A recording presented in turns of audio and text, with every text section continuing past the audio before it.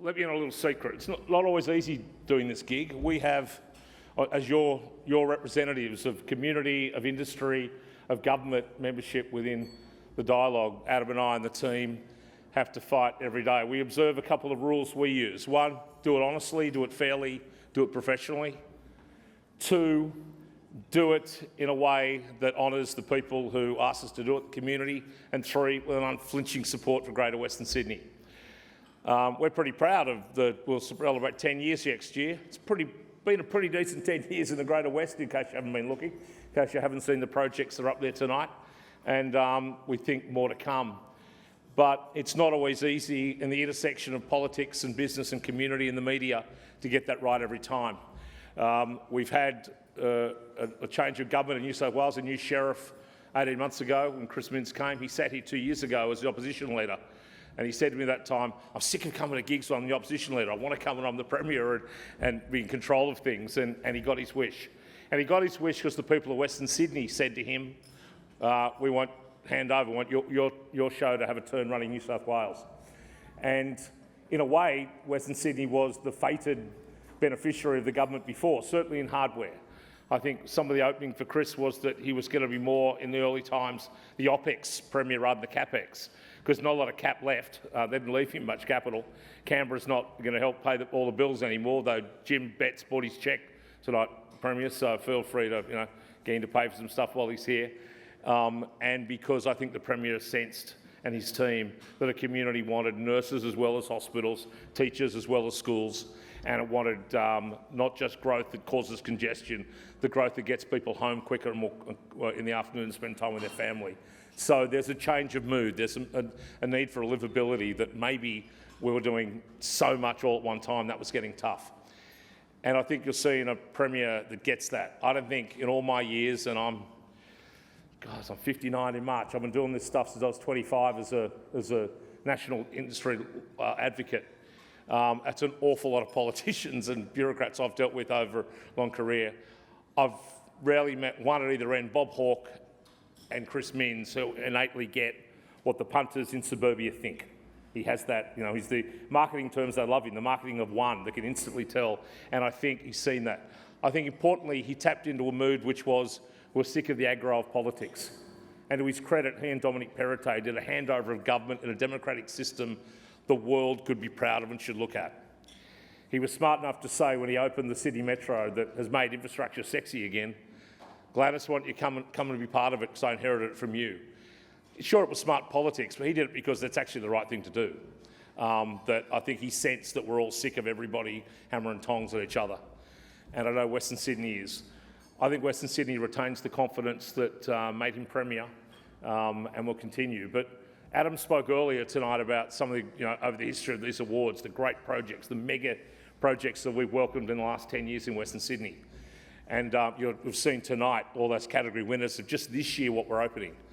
I thought it'd be instructive as a way to welcome the Premier, the guy who's in charge of the future and has inherited the past, to remind how much more is still coming.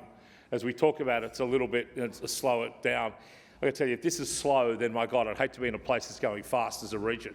But look at this, let's start where I said re-anchored. I had the great pleasure of serving on Albo's committee to choose this site at Badgerys Creek Airport. But because of that airport, we get the metro system that follows it, the very expensive 2 metros currently in Western Sydney, and if we have our way, an extended one with a bit of federal support to go further towards Campbelltown to serve the metro. It enabled the Aerotropolis that required a Bradfield City to give structure to the third city, and that flows through. And that's still rolling out under Jennifer and Ken, the next iteration of Bradfield, to make that happen. And the metro's there. It is important to say, and I think the Premier would have loved how much Sydney has fallen in love with the new metro. You've got to remember that we've had a metro in Western Sydney for a while, but apparently when it went to the middle of town, we suddenly got metros in Sydney, but we're happy to share it with the east now. But the danger is, as much as we make great metro, we've got to free Josh's team up to make the old heavy rail pretty cool as well. We can't have refugee metros in Sydney. If you're not at a metro line, you're not to be treated as a second-class citizen. So how do we keep the metro rollout? How do we refit the heavy rail and other transport to know that everybody in Sydney, particularly in Western Sydney, gets a network, not a line? The M2 motorway, again, all these enabling bits around the piece of infrastructure. And then Zen Energy, what Ross Garno's team's doing with none of the fuss and none of the cost of what's happening in the Snowy, pumped hydro, our very own pumped hydro project out at Warragamba. And in his honour, the great Lang Walker recently departed, and his great legacy, amongst other things across our region, is the Ingham partnership with the Ingham for the Lang Walker Centre. But great cities don't only need great big bits of physical kit and wholesale infrastructure, it's a lifestyle as well.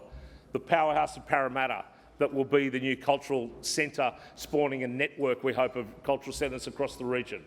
Beyond that, the Riverside Theatres, and my father, who was coming, but at 92, he's a bit sick tonight. I say at 92, settle home, we've got this.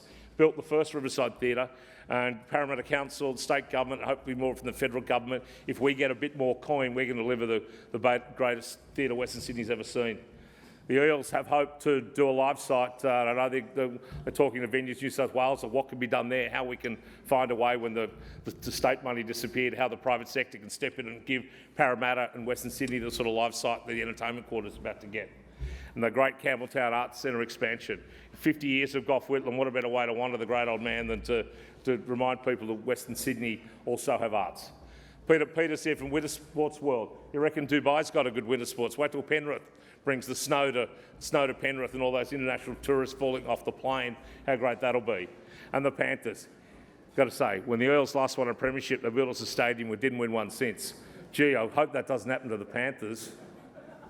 Penrith Stadium.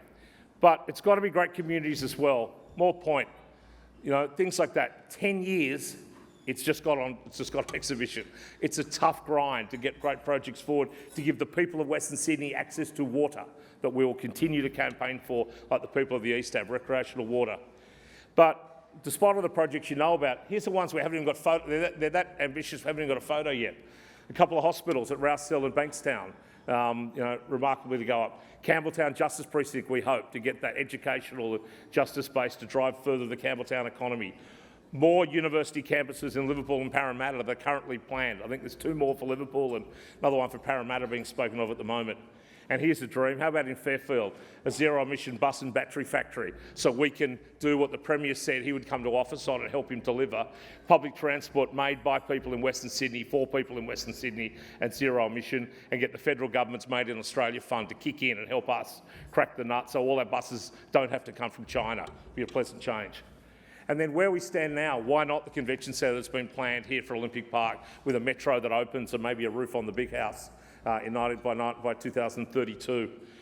Roseville Gardens, and I want to pay tribute to the Premier, who had the guts to go out and say, I want to take that once-in-a-generational opportunity and house the people of Western Sydney, and whether he ends up with a new racecourse at Olympic Park, whether it's maybe at Warwick, upgrade of Warwick Farm, a remarkable facility, whatever can be done, but that's the sort of courageous project we're going to back him in as long as we can.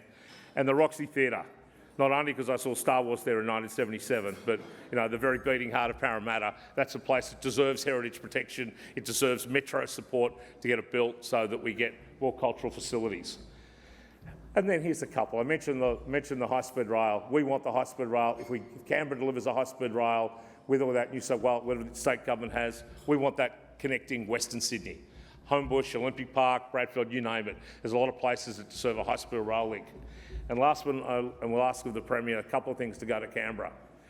Can we tell the federal government, who is currently interviewing for a new chairman of SBS, you don't get the job if you believe SBS, the national multicultural broadcaster, should be positioned in monocultural Artarmon. If we think that's the appropriate place for SBS studios and head office to be, then you know what you can do with that thought.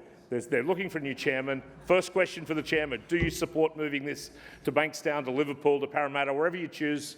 But God's sake, get it out of Artarmon and put it out where Malcolm Fraser wanted it, to help tell the stories of multicultural Australians and bring creative industry job sector to our region. So, as you can see, it's a few things still to come. So here's a fella who inherited a boom Western Sydney. If anyone in this town thinks the boom's over, or that it's not going to keep rolling, done sustainably, done professionally, and done at the same time with a greater commitment to operational support, to paying the people that deliver that infrastructure, and to take the pressure off a community through not just growth but also opportunity and also amenity, and that's the nuance we need.